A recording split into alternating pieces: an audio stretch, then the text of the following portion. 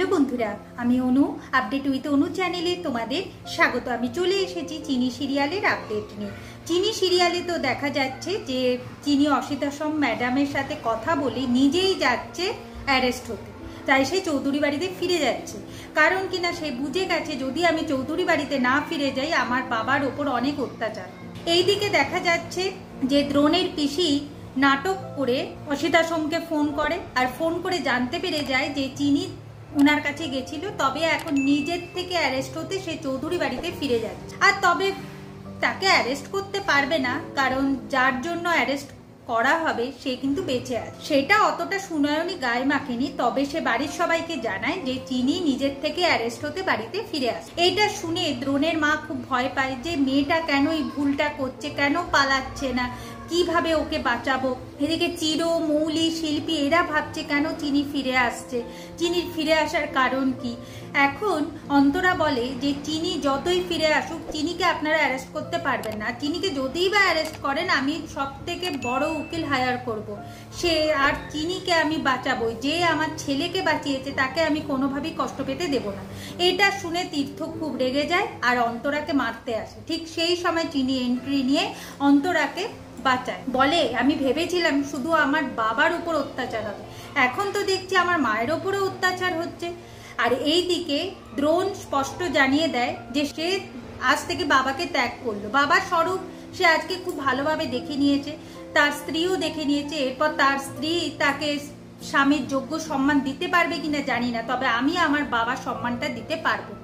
এটা শুনে তীর্থ, হেমাঙ্গিনী রেগে যায়। হেমাঙ্গিনী বলে দাদু ভাই এত দূর চলে গেল, এটা তো মেনে নিতেই পারছি। এইদিকে এখন চিনি পুলিশ অফিসার মানে নন্দন পুলিশ অফিসারকে বলে আমাকে অ্যারেস্ট করুন, আর অপালাকে বলে আপনি যে ছোট মালিককে পাওয়ার স্বপ্ন দেখছেন সেটা সারা জীবন স্বপ্নই থেকে যাবে, কারণ আমি ফিরে আসবো, আমাকে কেউ আটকে রাখতে পারবে। কিন্তু নিজের থেকে কেন চিনি অ্যারেস্ট হচ্ছে সেটাই হেমাঙ্গিনীকে ভাবাচ্ছে, যে কারণ এই হেমাঙ্গিনী ভাবছে মেয়েটার পেটে পেটে কি জিলিপির প্যাচ পাকাচ্ছে, কে জানে কি যে ও ছক কষছে, আমি তো খুঁজে পাচ্ছি না। কেউ আবার নিজের থেকে অ্যারেস্ট হয় না।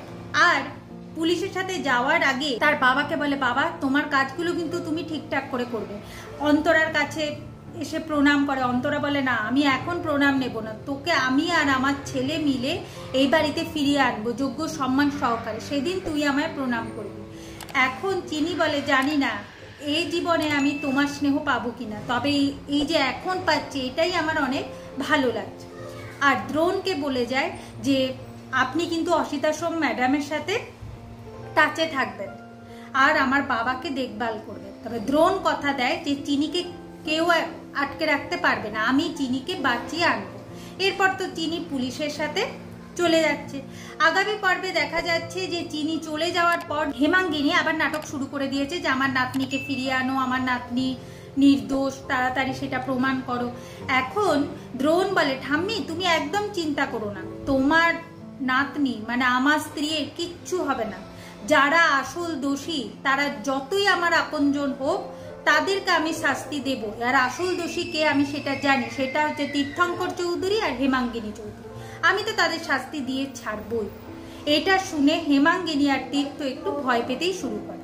এভাবে আজকের পর্বটা শেষ হয়ে যাচ্ছে। আশা করি আজকের পর্বটা তোমাদের ভালো লাগবে। ভিডিওটা দেখবার জন্য আর আপডেট উইথ অনু চ্যানেলের পাশে থাকবার জন্য অসংখ্য ধন্যবাদ।